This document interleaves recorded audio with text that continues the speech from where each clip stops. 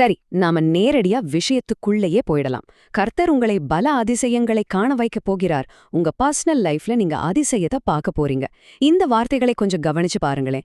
எவ்ளோ சீக்கிரமா இது உங்களோட ஒரு நேரடி தொடர்பை ஏற்படுத்துது. இங்க எந்த ஒரு நீண்ட முன்னுரையோ இல்ல பொதுவான தத்துவங்களோ கிடையாது. எடுத்த உடனேயே நேரா கேட்பவரோட தனிப்பட்ட வாழ்க்கைக்குள்ள இந்த செய்தி நுழைஞ்சிடுது. இது உண்மையிலே ஒரு மிகச்சிறந்த தகவல் தொடர்பு உத்திதாங்க. ஏன்னா நீங்க யார்கிட்ட பேசுறீங்களோ அவங்களோட கவனத்தை உடனே ஈர்க்கணும்னா அவங்க வாழ்க்கையை நேரடியாக தொடர ஒரு விஷயத்தை முன்வைக்கிறத விட சிறந்த வழி வேற என்ன இருக்க முடியும்? இந்த குறிப்பிட்ட செய்தி அதைத்தான் ரொம்ப ரொம்ப துல்லியமா செய்யுது. இப்போ இந்த முழு செய்தியிலுமே திரும்ப திரும்ப பயன்படுத்தப்படுற ஒரு முக்கியமான வார்த்தை இருக்கு. அதுதான் அதிசயம். மூல உரையில இந்த வார்த்தை எவ்ளோ முறை தொடர்ந்து வருது அப்படிங்கிறது ரொம்பவே கவனிக்க வேண்டிய ஒரு விஷயம். ஏன் இப்படி ஒரே வார்த்தையை திரும்ப திரும்ப சொல்லணும்? இதுக்கு ஒரு காரணம் இருக்கு. உளவியல் ரீதியா ஒரு விஷயத்த மீண்டும் மீண்டும் சொல்றது ஒரு பவர்ஃபுல்லான சொல்லாட்சி உத்தி. இது கேட்பவரோட எதிர்பார்ப்புகளை நிலைநிறுத்தி அவங்க ஆழ் மனசுல ஒரு பெரிய நம்பிக்கையை விதைக்குது.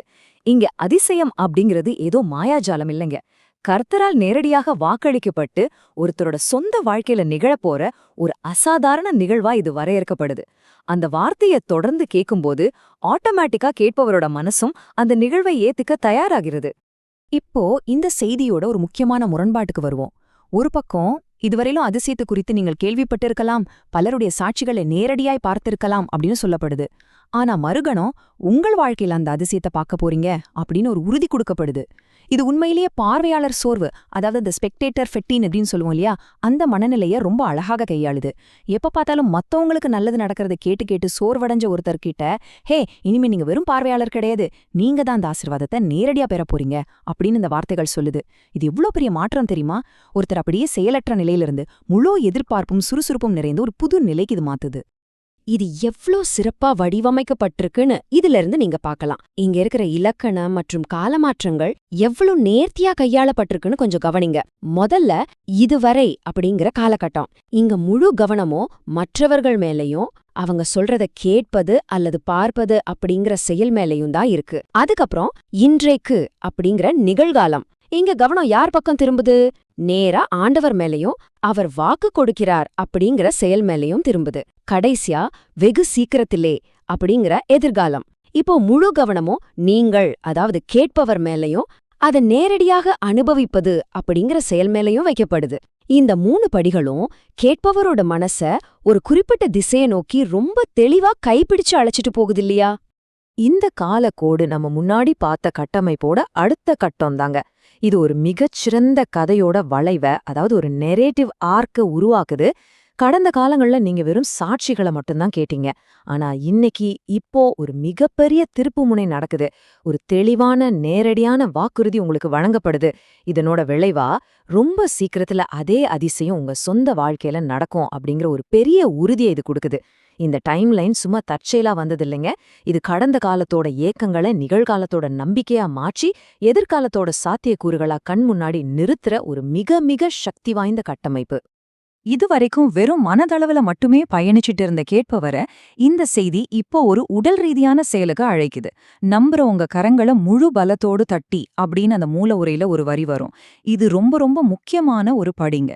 ஒரு வாக்குறுதியை கேட்பது முதல் படி, அதை பெறுவது 3வது படி. ஆனா இது ரெண்டுக்கும் நடுவுல அந்த நம்பிக்கையை உடல் ரீதியா நம்ம வெளிப்படுத்துற ஒரு செயல் தேவைப்படுது. கைகளை முழு பலத்தோடு தட்டுவது அப்படிங்கிறது சும்மா ஒரு சத்தம் கிடையாது. அந்த செய்தியை நான் முழுமையா ஏத்துக்கிட்டேன் அப்படிங்கிறதுக்கான ஒரு பிசிக்கல் கன்ஃபர்மேஷன். இது கேட்பவரோட கவனம் கொஞ்சம் கூட சிதறாம அவங்கள அந்த செய்தியோடைய ஒன்றிணைத்து கட்டி போடுது.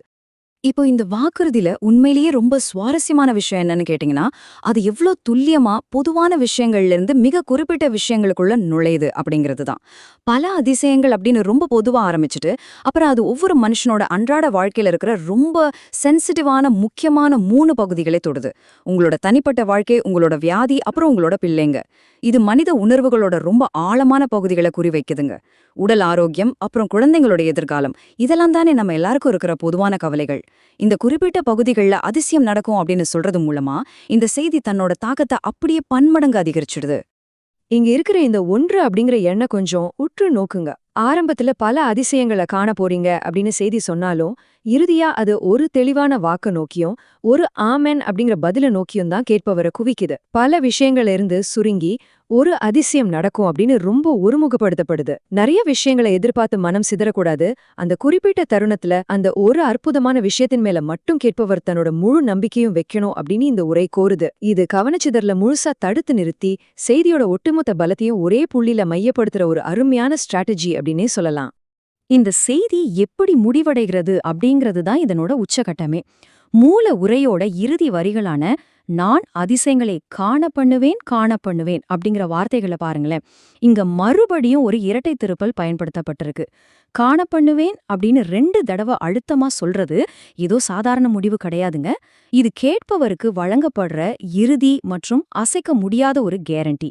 எந்த ஒரு சந்தேகத்துக்கும் இடம் கொடுக்காத வகையில ஒரு முத்திர குத்துற மாதிரி இந்த வார்த்தைகள் உச்சரிக்கப்படுது. கேட்பவரோட மனசுல ஒரு ஆழமான நிம்மதியையும் நம்பிக்கையோட உச்சத்தையும் விட்டு செல்லணும் அப்படிங்கிற நோக்கத்தோடவே இது ரொம்ப கவனமா வடிவமைக்கப்பட்டிருக்கு. நாம இப்போ ஒரு குறுகிய ஆனா ரொம்பவே ஆழமான ஒரு செய்தியோட கட்டமைப்பை முழுமையா பிரிச்சு ஆராய்ஞ்சிட்டோம். வார்த்தைகள் எப்படி வெறும் ஒலிகளா மட்டும் இல்லாம மனித மனசையே மாத்திர கருவிகளா செயல்படுது அப்படிங்கறத பார்த்தோம். ஒரு பார்வையாளரா இருக்கிற நிலைமையில இருந்து நேரடியா பலனை பெறுபவரா மாறுற அந்த பயணம் எப்படி வடிவமைக்கப்பட்டிருக்குன்னு புரிஞ்சுக்கிட்டோம். இப்போ உங்களுக்கான ஒரு கேள்வி. நீங்க இதுவரைக்கும் மத்தவங்களோட கதைகளை மட்டுமே கேட்டுக்கிட்டு இருக்கிற ஒரு பார்வையாளரா இருந்திருந்து அந்த நிலை மாறி நீங்க நேரடியா அந்த பலனை பெறுபவரா மாறுற அந்த தருணம் நிகழும்போது உங்களோட தனிப்பட்ட பதில் அல்லது ரியாக்ஷன் என்னவாக இருக்கும்? இத கொஞ்சம் ஆழமா சிந்திச்சு பாருங்க. இந்த விளக்கம் நிச்சயமா உங்களுக்கு புதிய ஒரு பார்வையை தந்திருக்கும் அப்படின்னு நான் நம்புறேன். மீண்டும் இதே மாதிரி ஒரு சுவாரஸ்யமான தேடலோட சந்திக்கலாம்.